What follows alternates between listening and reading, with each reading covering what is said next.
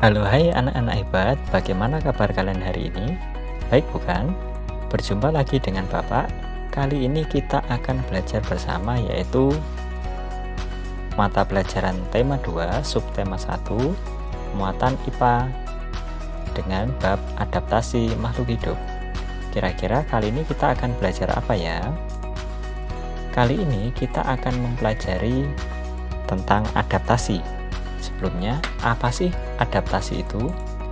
Adaptasi adalah suatu kemampuan makhluk hidup dalam menyesuaikan keadaan dirinya dengan lingkungan tempat hidupnya. Kemudian, apa sih tujuan dari adaptasi? Tujuan dari adaptasi ada 3. Yang pertama adalah untuk melindungi diri dari musuh atau predator. Yang kedua, untuk bisa memperoleh makanan. Dan tujuan yang ketiga adalah untuk kelangsungan hidupnya. Kemudian ada berapa sih jenis-jenis dari adaptasi itu? Jenis adaptasi digolongkan ada 3. Yang pertama ada adaptasi morfologi, yang kedua ada adaptasi fisiologi, dan yang ketiga ada adaptasi tingkah laku. Apa sih adaptasi morfologi itu?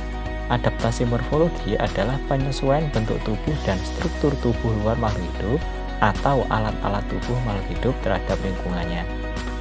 Kemudian, apa sih adaptasi fisiologi itu?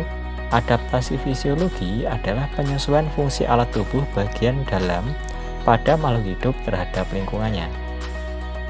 Dan adaptasi tingkah laku adalah penyesuaian makhluk hidup terhadap lingkungannya dalam bentuk tingkah laku. Kali ini kita akan mempelajari bentuk adaptasi pada tumbuhan. Pada tumbuhan, adaptasinya ada 3, yaitu ada morfologi, fisiologi, dan tingkah laku. Untuk adaptasi morfologi, ada beberapa jenis tumbuhan. Yang pertama adalah jenis tumbuhan xerofit, atau tumbuhan darat yang beradaptasi pada lingkungan kurang air atau kering. Contohnya, kaktus, lilih gurun, pohon kurma, dan lidah buaya. Yang kedua ada tanaman jenis hidrofit atau tumbuhan yang beradaptasi pada lingkungan air. Contohnya teratai, enceng gondok, kangkung, dan kiambang. Yang ketiga adalah jenis tumbuhan higrofit, yaitu tumbuhan darat yang beradaptasi pada lingkungan yang lembab. Contohnya tumbuhan paku, lumut, tumbuhan kemunting, tumbuhan daun ungu, dan dedalu. Selanjutnya ada jenis tumbuhan halofit, yaitu tumbuhan yang dapat hidup di lingkungan dengan kadar garam yang tinggi. Contohnya ada mangrove, ada manik laut, dan ada rumput Inggris. Selanjutnya, contoh tanaman dengan adaptasi fisiologi. Yang pertama ada jenis tanaman kantong semar. Kantong semar yaitu jenis tanaman yang berbentuk guci. Serangga yang hinggap di tepi kantong semar akan tergelincir dan terperangkap cairan yang ada di dalam kantong. Cara ini berguna untuk menghancurkan serangga sehingga nitrogennya dapat diserap oleh kantong semar. Selanjutnya adalah bunga. Bau khas pada bunga mengundang serangga untuk membantu proses penyerbukannya. Bunga jenis ini menghasilkan madu atau nektar, dan serbuk sarinya mudah melekat. Selanjutnya adalah tanaman Rafflesia. Bunga Rafflesia yang mengeluarkan bau busuk untuk menarik serangga agar mendatanginya. Dengan demikian, ketika serangga masuk ke dalam bunga Rafflesia, maka akan menjadi makanannya. Selanjutnya ada adaptasi tingkah laku. Contoh yang pertama adalah putri malu. Tumbuhan putri malu mengatupkan atau menguncupkan daunnya ketika terkena rangsangan untuk disentuh. Kemudian ada tanaman pohon jati. Pohon jati pada musim kemarau akan menggugurkan daunnya atau istilahnya meranggas.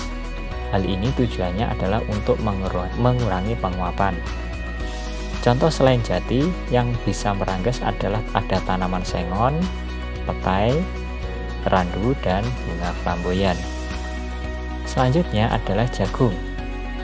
Daun jagung akan menggulung apabila udara sangat panas. Tujuannya adalah sama, yaitu untuk mengurangi penguapan. Selanjutnya ada bunga matahari. Bunga matahari selalu menghadap ke arah sinar matahari untuk memudahkan dia ketika proses fotosintesis. Selanjutnya, cara tumbuhan melindungi diri.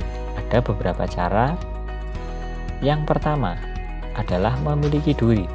Ada beberapa jenis tanaman yang melindungi dirinya dengan duri. Yang pertama ada bunga mawar, ada rotan, ada pohon salak, dan ada durian. Selanjutnya,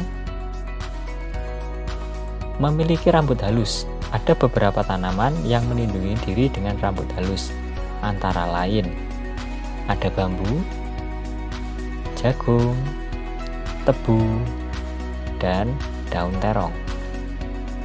Selanjutnya, jenis tanaman yang melindungi diri dengan daun yang tajam.